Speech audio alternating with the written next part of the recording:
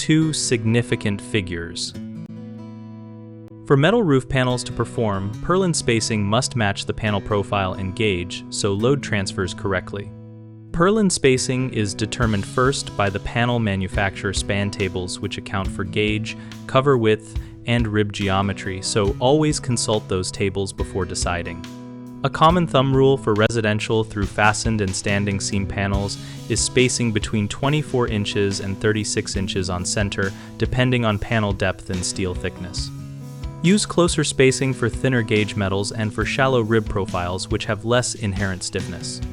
When placing purlins, align them to land under the panel ribs or flats as the manufacturer specifies, and fasten panels at recommended points to avoid overstressing fasteners.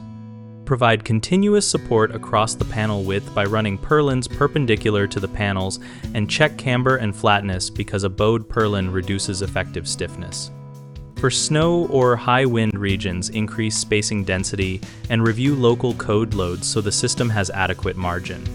Common mistakes start with assuming one spacing fits every panel, which leads to sagging or excessive deflection. Fix this by always using the actual panel span table and matching purlin spacing to that table. Another issue is placing purlins irregularly or not perpendicular to panels, which causes uneven load transfer and sealing problems. The simple fix is measure and square the purlin layout and use a chalk line for every run. Third is failing to provide lateral bracing at eaves, ridges, and long unsupported spans, which produces twisting and loss of panel alignment.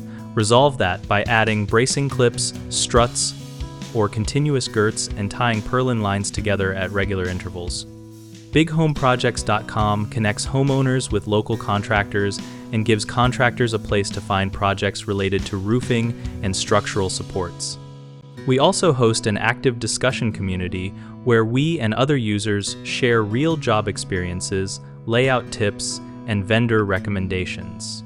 Students often think every zero in a number is significant, but zeros that come before the first non-zero digit are not significant because they only mark the decimal position. Remember, they do not tell you anything about precision. Another common mistake is confusing trailing zeros after a decimal point.